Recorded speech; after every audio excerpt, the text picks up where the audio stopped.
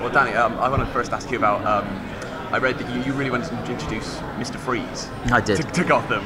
Can you tell us a little bit about why that character appeals to you, and then maybe your take on it, how you would do it? You know what? Without giving too much away, because I'm not allowed to. You know, the great thing about working on a CSI procedural show for so long is we work with so many experts. We work with so many specialists in each field. There's a lot of things I picked up along the way. And my first conversations with Bruno's about the villains in this show is they need to be very credible and very relatable, and you know, the science behind them needs to be real. So I had a couple of stories that I'd held on to, real true stories, and one of them just related to Mr. Freeze. So without giving too much away, that was why it just went ping in my head, like I know a real way to create an origin story. You know. Do you think it will happen? Oh yeah. Oh, amazing. It will. Would you say this show is you say procedural? I was curious. Procedural versus serialized drama. How would you classify that? You know, it's that we went back and forth on that in the pilot. After people watched the pilot, all of those concerns went away. I got to say, it is a saga. I would call it a dramatic saga. The procedural element is organic because Gordon is a police detective, and that's who's, you know, those we're in his shoes treading the streets. So it's not, but it doesn't overtake, nor are we feeling any pressure for procedural to overtake. This is very much like a story about a city and all the things that can happen within it. So we're going down alleyways and down staircases and into the dark rooms and recesses of this place. And we're not sure what we're going to find. It's not always a simple procedure. We've seen with, you know, obviously comic book movies had a lot of success. We're just now seeing them more the fray of the TV. Agents of S.H.I.E.L.D. had a very rough freshman season. The expectations were high, kind of came in as a procedural. Again, expectations kind of lowered at that point. Right. What do you feel like is different about Gotham that is going to be more successful, or just kind of the learning lesson of what a show like this can do on network TV? Right.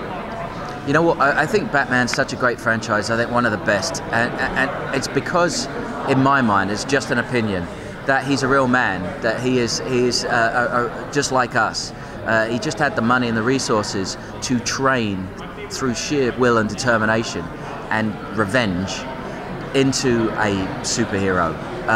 But this is a man who bleeds just like us. He does not fly. He does not, you know, he wasn't struck by lightning in any way whatsoever. And not that there's anything wrong with those superheroes, but it makes it a lot easier to make television drama for somebody who is flesh and bone like us. And all of the villains in the Batman series are all real people. And so that makes it a lot easier that you don't have to do so many flying sequences or you know, visual effects sequences. Our visual effects hopefully are very invisible, and that they're only to enhance the world of Gotham. They're not. They don't need to make anybody superhuman or supernatural.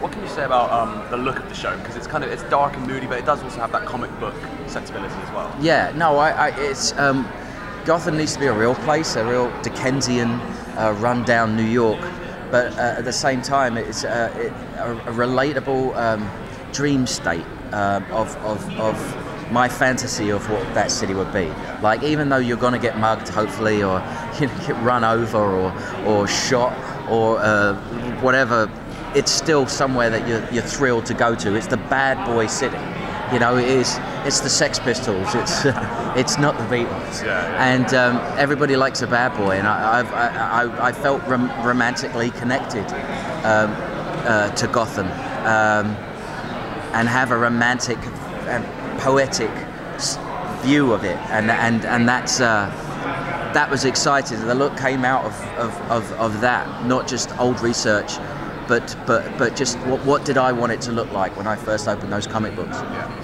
Speaking of that, kind of the role of technology that you're going to use, if it is going to be kind of more of a film noir, how are you going to incorporate like cell phones, or, you know, because he is finding these criminals, you know, what kind of technology is used? Yeah, we're kind of not ignoring, what we're playing that down, as in we are kind of 20 years ago, but not just that. Gotham wasn't gentrified. It didn't have a Mayor Koch. It didn't have a Giuliani. It didn't have a Bloomberg. It didn't have tons and tons of Wall Street money helping it grow. It's not cosmopolitan. This is a town that's gone to the dogs. This is a town that's falling apart. It's graffitied.